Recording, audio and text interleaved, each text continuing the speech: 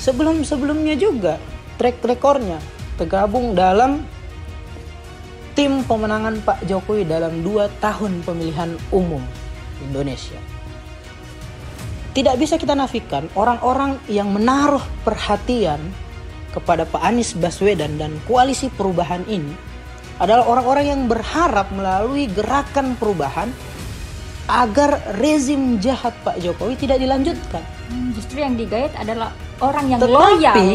Justru yang digait adalah orang yang loyal. Jangan sampai kontestasi perpolitikan kita sampai di tahun 2024 nanti adu gagasannya, debat ide, debat program dan lain sebagainya hanya ditumpu pada agenda debat saja. Yang hanya 2 jam atau 3 jam? 2 jam atau 3 jam. Padahal kan sudah hari ini dan sebelum-sebelumnya sudah mulai perang gagasan. Bukan lagi perang elit, bukan lagi perang gimmick sandiwara dan lain sebagainya. Kira-kira begitu poinnya.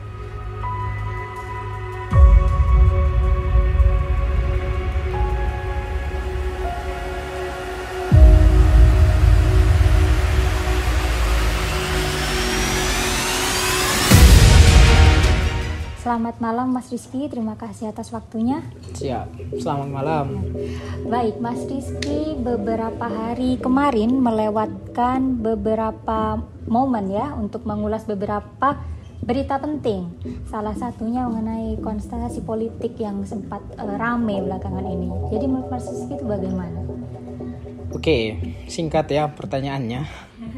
Nah, tetapi saya mau menjawab begini. Pertama, saya mohon maaf juga kalau beberapa hari terakhir tidak mengisi video dari channel Bloko Suto karena memang kita sedang dalam kondisi dan keadaan yang tidak memungkinkan untuk membuat dan mengupload video ya.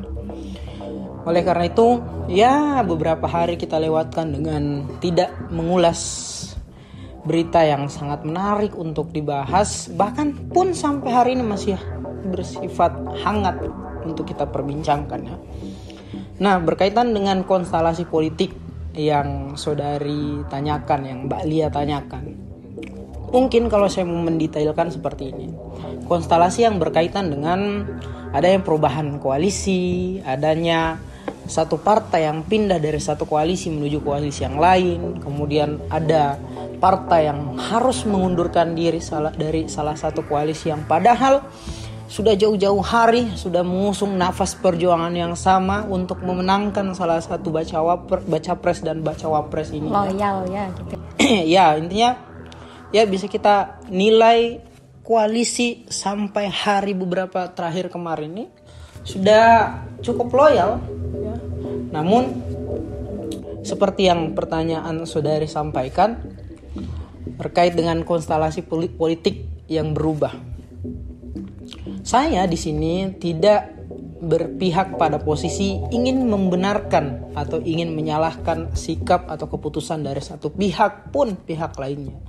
Atau juga saya tidak mendukung dan tidak mendukung maupun tidak mendukung dari keputusan pihak manapun.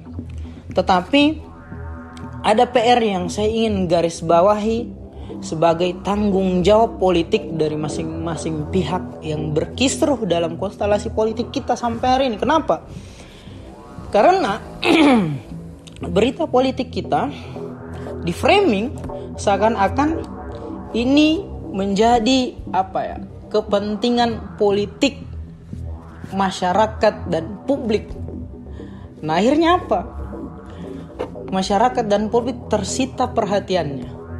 Yang padahal kalau kita analisis lebih tajam, kisruh politik kemarin hanya berkutat pada kepentingan elit-elit partai saja, elit-elit politik saja.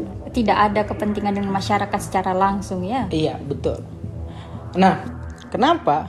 Tentu beberapa media sudah mengulas berita politik mengenai kisruh yang beberapa hari terjadi. Pun masing-masing pihak kan sudah sibuk saling mengklarifikasi, saling mendetailkan seperti apa fakta dari kejadian-kejadian sehingga akhirnya keputusan berakhir seperti ini ya, terakhir.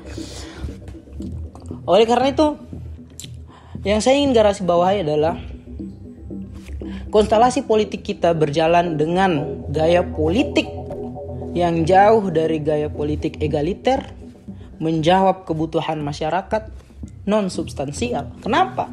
Yang dipertontonkan hanya sandiwara dan dramatisasi politik saja. Mereka berkutat pada komunikasi yang saling tuduh, saling klaim. Akhirnya karena saling tadi ini sibuk setelah itu saling mengklarifikasi. Ya. Tidak ada yang menjawab kebutuhan masyarakat atas kisruh tadi. Nah, kebutuhan masyarakat seperti apa yang dimaksud ini adalah kenapa tidak satu melalui koalisi perubahan untuk persatuan. Mereka sibuk mengklarifikasi tuduhan dari Partai Demokrat atas pengkhianatan dari sikap inkonsisten dari Pak Anies Baswedan, begitu juga Pak Surya Paloh dan Partai Nasdem, ya. Ya. Berkaitan dengan pemilihan Caimin Gus Muhaimin Iskandar sebagai bacawa pres atau pendamping Pak Anies Baswedan, yang tentu saja sangat mengagetkan. Sibuk dalam mengklarifikasi berbagai macam tuduhan-tuduhan, lupa dengan mereka memberikan informasi kepada masyarakat. Ketika PKB masuk dalam koalisi perubahan, apakah ada kualitas atau esensi dari perubahan yang dimaksud ini? Kenapa? Ya karena notabene-nya kita ketahui PKB yang sebelumnya kan tergabung dalam koalisi Indonesia Maju Jilid 2. Sebelum-sebelumnya juga track recordnya tergabung dalam tim pemenangan Pak Jokowi dalam 2 tahun pemilihan umum Indonesia. Tidak bisa kita nafikan orang-orang yang menaruh perhatian kepada Pak Anies Baswedan dan koalisi perubahan ini adalah orang-orang yang berharap melalui gerakan perubahan agar rezim jahat Pak Jokowi tidak dilanjutkan. Justru yang digait adalah orang yang loyal. Ya, justru yang digait adalah orang yang loyal. Dari lingkaran kekuasaan Pak Jokowi, lingkaran kekuasaan yang ingin melanjutkan rezim Pak Jokowi karena secara jelas memberikan nama koalisi mereka Indonesia Maju Jilid 2, kira-kira begitu. Nah, Pak Anies Baswedan, Pak Surya Paloh seakan kehilangan cita-cita ke depan tentang esensi gerakan perubahan ini atas masuknya PKB. Nah, itu yang lupa dijelaskan oleh koalisi perubahan itu sendiri. Dari Pak Anies Baswedan, dari jubir koalisi, dari tim pemenang pemilihan umum mereka, tidak pernah sampai sekarang ada yang menginformasikan esensi gerakan perubahan yang kita maksud setelah keluarnya Partai Demokrat dan setelah masuknya Partai PKB dalam gerakan koalisi perubahan. Ini yang berubah. Ini kualitas yang kita maksud. Ya. Dan tenang, masyarakat kita jawab kebutuhannya yang berharap akan adanya perubahan dari rezim jahat yang sebelum-sebelumnya berlangsung. Dominasi Pak Anies Baswedan yang mencita-citakan gerakan perubahan, kita harap bisa meyakinkan publik bahwa bergabungnya PKB tidak sama sekali mengurangi kualitas dari esensi gerakan perubahan yang dicita-citakan. Baik dari Demokrat pun juga tidak memberikan statement yang berkhianat atas perubahan atau apa begitu ya. Itu poin kedua yang saya ingin lanjutkan. Begitu juga dengan Partai Demokrat.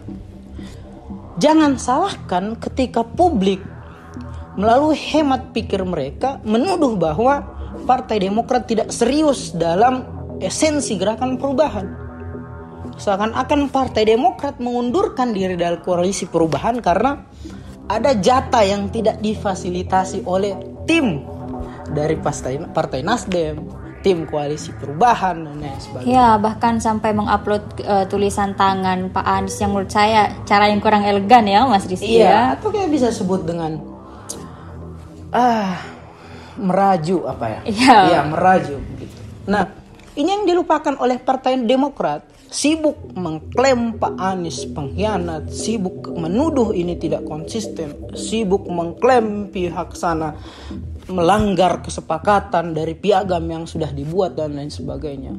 Tapi lupa, yang rakyat ingin dengarkan adalah Partai Demokrat mengundurkan diri dari koalisi perubahan karena berubahnya esensi atau kualitas gerakan perubahan setelah masuknya PKB begitu.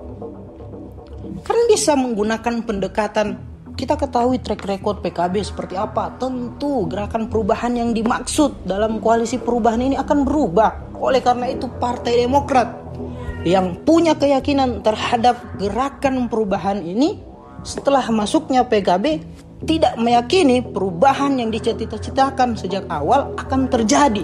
Tidak ada yang mengeluarkan PKB statement seperti itu, Mas Tidak Rizky. ada. Baik dari press rilis konferensi apapun tidak ada ya? Kita lihat kepentingan yang bisa kita analisis lebih tajam. Ya. Mereka framing seakan-akan ini menjadi kepentingan publik, masalah rakyat, masalah masyarakat, padahal ini hanya persoalan nggak dapat kursi sebenarnya. Iya, itu dia kuncinya. Maka jangan salahkan rakyat ketika rakyat dengan hemat pikir mereka menuduh ada yang hal-hal tidak terakomodir, tidak terfasilitasi dalam permintaan jatah tadi. Tidak sampai di situ. Seharusnya juga dengan koalisi yang lain, termasuk koalisi Indonesia Maju Jilid 2, ya, harusnya bisa menjelaskan gagasan dari Indonesia Maju itu seperti apa yang dicita-citakan. Karena kan kita ketahui bersama, Partai PKB ini tergabung dalam koalisi Indonesia Maju Jilid 2 pasca 1 hari setelah dideklarasikan pergantian nama atau penyematan nama koalisi Indonesia Maju harus berpindah kepada koalisi perubahan untuk persatuan. Nah, ini yang agak aneh ini. Kita kembali kepada koalisi perubahan. Banyak dari pendukung koalisi perubahan menyerang Pak AHY, Partai Demokrat, dan Pak SBY, mengatakan bahwa ini adalah sikap merajuk dari Partai Demokrat karena tidak difasilitasi dalam permintaan jatah sebagai bacawa pres. Apa bedanya dengan Caimin yang sebenarnya tidak serius, tidak paham betul dengan makna esensi gerakan perubahan? Karena waktu atas konsolidasi tadi hanya berlangsung singkat, dan komunikasi yang diklarifikasi oleh Caimin hanyalah komunikasi adanya permintaan bacawa pres dari Pak Surya Paloh untuk berpasangan dengan Pak Anies Baswedan. Itu secara terang-terangan malah ya. Secara terang-terangan. Nah, yang di sini padahal publik ingin tagih adalah koalisi ini terbangun atas konsolidasi gagasan, ide, semangat membangun Indonesia begitu. Bukan hanya berdasarkan pendekatan jatah kursi A, jatah kursi B, C dan D dan lain sebagainya. Jadi poin saya, tolong para partai politik kita yang tidak bisa kita nafikan, mereka ini menjadi ujung tombak dari gaya dan edukasi politik kepada masyarakat agar lebih bijaksana dalam bersikap, dalam berkomunikasi, dalam memperlihatkan gaya politiknya.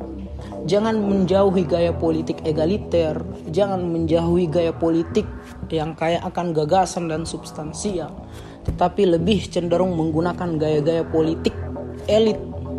Karena sampai kapanpun kita hanya akan tersandra dalam komunikasi-komunikasi seperti itu apabila tidak ada informasi tambahan yang mengedukasi masyarakat, yang mendekatkan masyarakat dengan kebutuhan politik kita hari ini.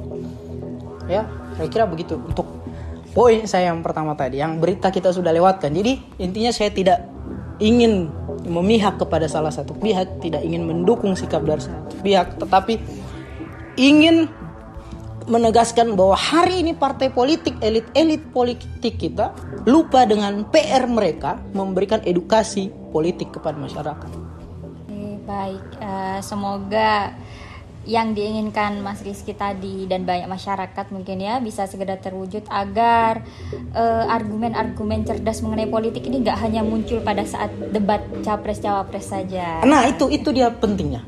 Jangan sampai kontestasi perpolitikan kita sampai di tahun 2024 nanti adu gagasannya, debat ide, debat program dan lain sebagainya hanya di tumpu pada agenda debat saja. Yang hanya 2 jam atau 3 jam 2 ya? jam atau 3 jam.